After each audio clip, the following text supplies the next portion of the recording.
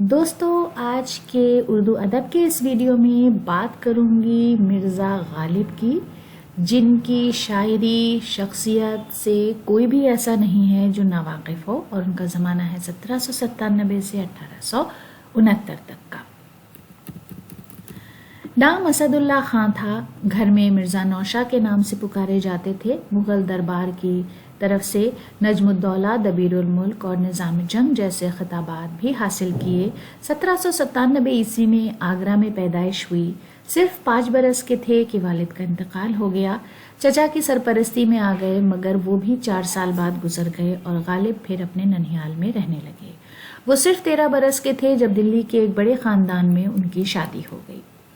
غالب نے اردو شاعری آگرے میں شروع کر دی تھی، جس پر فارسیت کا غلبہ تھا۔ 30 سال کی عمر میں کلکتہ جانا پڑا اور وہاں تقریباً 2 سال رہ کر انہوں نے اپنا حق حاصل کرنے کی کوشش کی۔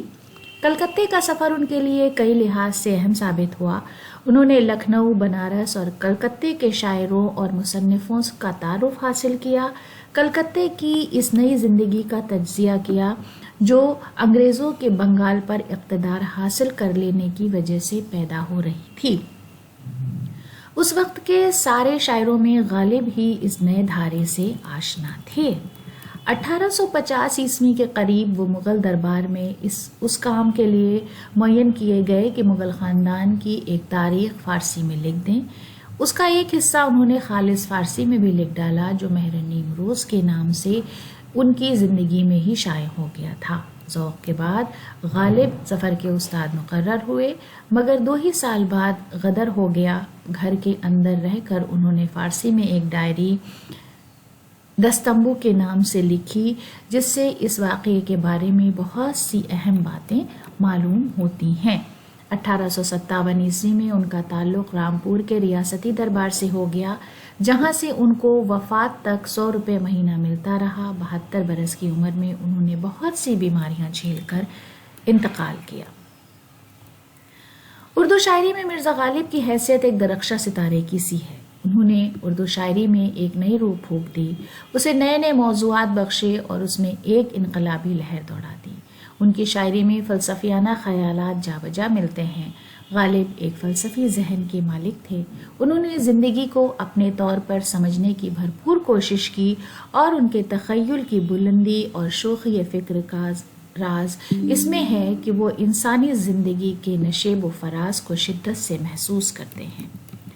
غالب انسانی زندگی کے مختلف پہلوؤں کا گہرا شعور رکھتے ہیں، ان کے بنیادی معاملات اور مسائل پر غور و فکر کرتے ہیں، اس کی ان گنت گتھیوں کو سلجھا دیتے ہیں، انسان کو اس کی عظمت کا احساس دلاتے ہیں، اس کو اپنے پیروں پر کھڑا ہونا سکھاتے ہیں اور نظام کائنات میں اس کو نئے آسمانوں پر اڑاتے ہیں۔ غالب کی شاعری اس اعتبار سے بھی بہت بلند ہے، اور اس میں شبہ نہیں کہ ان کی شاعری کے انہی عناصر نے ان کو عظمت سے ہمکنار کیا، لیکن جس طرح ان کی شاعری میں ان سب کا اظہار و ابلاغ ہوا ہے، وہ بھی اس کو عظیم بنانے میں برابر کے شریک رہے ہیں۔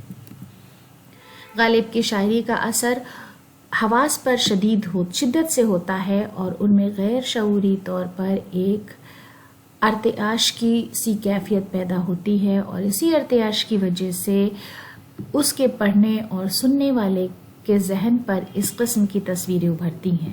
ان کے موضوع میں جو وسعتیں اور گہرائیاں ہیں، اس کا عکس ان کے اظہار و ابلاغ میں بھی نظر آتا ہے۔ ان گنت عناصر کے امتزاج سے اس کی تشکیل ہوتی ہے۔ اب آ جاتے ہیں غالب کا جو انداز ہے شاعری کا، اس پر بات کر لیتے ہیں الگ الگ نقطوں پر۔ سب سے پہلے ہے استدلالی انداز بیان۔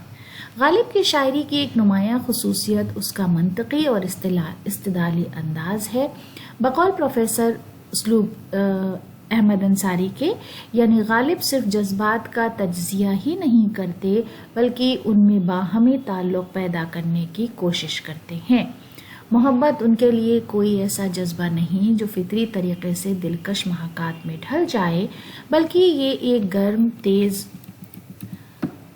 روح ہے جو پوری شخصیت کے اندر انقلاب پیدا کر دیتی ہے۔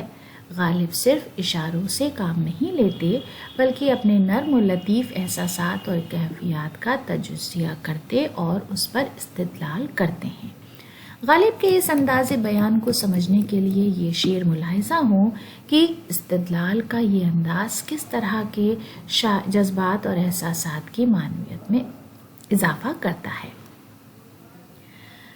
ان آبلوں سے پاؤں کے گھبرا گیا تھا میں، جی خوش ہوا ہے راہ کو پرخار دیکھ کر۔ جب توقع ہی اٹھ گئی غالب، کیوں کسی کا گلہ کرے کوئی۔ رگے سنگ سے ٹپکتا وہ لہو کہ پھر نہ تھمتا، جسے غم سمجھ رہے ہو یہ اگر شرار ہوتا۔ بے حد خوبصورت اشعار ہیں، ضرور آپ نے سنے اور پڑھے ہوں گے۔ پھر ہے قول محال کا استعمال۔ غالب نے قول محال کے استعمال سے بھی اپنی شاعری میں حسن و خوبی پیدا کی ہے۔ قول محال سے مراد یہ ہے کہ کسی حقیقت کا اظہار اس طرح سے کیا جائے کہ بظاہر مفہوم عام رائے کے الٹ معلوم ہو، مگر غور کرے تو صحیح مفہوم واضح ہو۔ قول محال دراصل ایک طرف ذہنی ریاضت ہے، اس سے ایک طرف اگر شاعر کی قوت فکر کا انحصار ہوتا ہے تو دوسری طرف قاری کو بھی ذہن اور دماغ پر زور ڈالنا پڑتا ہے۔ اس سے شاعر لطیف حقائق کی طرف اشارہ ہی نہیں کرتا بلکہ حیرت اور استعجاب کی خوبصورت کیفیات بھی پیدا کرتا ہے۔ اس سلسلے میں غالب کے یہ اشعار دیکھیے۔ ملنا تیرا اگر نہیں آساں تو سہل ہے، دشوار تو یہی ہے کہ دشوار بھی نہیں، بس کہ دشوار ہے ہر کام کا آساں ہونا، آدمی کو بھی میسر نہیں انسان ہونا۔ پھر ہے تشکک پسندی۔ غالب کی شاعری میں تشکک پسندی کا پہلو بہت اہم ہے، جو بحیثیت مجموعی غالب کی شاعری کے رگ و پے میں سرایت کیے ہوئے ہے۔ اس کی ایک وجہ غالب کا فلسفیانہ مزاج ہے، جبکہ دوسری وجہ غالب کا ماحول ہے۔ غالب نے جس دور میں آنکھ کھولی وہ ایک ہنگامی دور تھا۔ ایک طرف پرانی تہذیب مٹ رہی تھی اور اس کی جگہ جدید تہذیب اور تعلیم اپنی جڑیں مضبوط کر رہی تھی۔ یوں انتشار اور آویزش کے اس دور میں ان کی تشکک پسندی کو مزید تقویت ملی۔ زندگی اپنی جب اس شکل سے گزرے غالب، ہم بھی کیا یاد کریں گے کہ خدا رکھتے تھے۔ ہم کو معلوم ہے جنت کی حقیقت، لیکن دل کے بہلانے کو غالب خیال اچھا ہے۔ پھر ہے اگلی خوبی، معنی دار پہلو۔ حالی نے بڑے زور و شور کے ساتھ غالب کی شاعری کی اس خصوصیت کا ذکر کیا ہے، وہ یہ ہے کہ اس میں معنی کی مختلف سطحیں موجود ہیں۔ غالب کے بہت سے اشعار ایسے ہیں جن کی فلسفیانہ، سیاسی اور شخصی تفسیر ہم بیک وقت کر سکتے ہیں۔ ایسے اشعار ان تراشے ہوئے ہیروں کی مانند ہیں جن کی آب و تاب اور خیر کی سے ہر زاویہ نگاہ سے لطف اندوز ہوا جا سکتا ہے، اور شاید یہی وجہ ہے کہ آج تک غالب کی کئی شرحیں لکھی جا چکی ہیں اور لکھی جا رہی ہیں۔ شعر ملاحظہ فرمائیے۔ ابن مریم ہوا کرے کوئی، میرے دکھ کی دوا کرے کوئی ویرانی سی ویرانی ہے، دشت کو دیکھ کے گھر یاد آیا۔ اگ رہا ہے در و دیوار سے سبزہ غالب، ہم بیاباں میں ہیں اور گھر میں بہار آئی ہے۔ پھر ہے رمز و امائیت۔ غالب نے اپنی شاعری میں رمز و امائیت سے بھی حسن پیدا کیا ہے۔ انہوں نے زندگی کی بڑی بڑی حقیقتوں اور گہرے مطالب کو رمز و ایما کے پیمائے میں بڑی خوبصورتی سے پیش کیا ہے۔ انہوں نے اردو غزل کی روایت میں تصوف نے جو رمز و امائیت پیدا کی ہے اسے اپنے لیے شمع راہ بنا لیا۔ یوں انہوں نے سیاسی، تہذیبی، معاشرتی موضوعات کو بھی اپنی شاعری کا حصہ بنایا اور انفرادی رنگ کے پردے میں اجتماعی تجربات کی ترجمانی کی۔ اس طرح سے رمزیت اور امائیت کا رنگ ان کی شاعری پر غالب نظر آتا ہے۔ عاشقی صبر طلب اور تمنا بےتاب، دل کا کیا رنگ کروں خون جگر ہونے تک، قاصد کے آتے آتے خط ایک اور لکھ رکھوں، میں جانتا ہوں جو وہ لکھیں گے جواب میں۔ لطافت خیال اور نکتہ آفرینی۔ غالب کی شاعری میں نکتہ آفرینی پائی جاتی ہے۔ غالب عام روش سے ہٹ کر چلنا پسند کرتے تھے، شاعری میں بھی الگ روش پر چلنا پسند کرتے تھے۔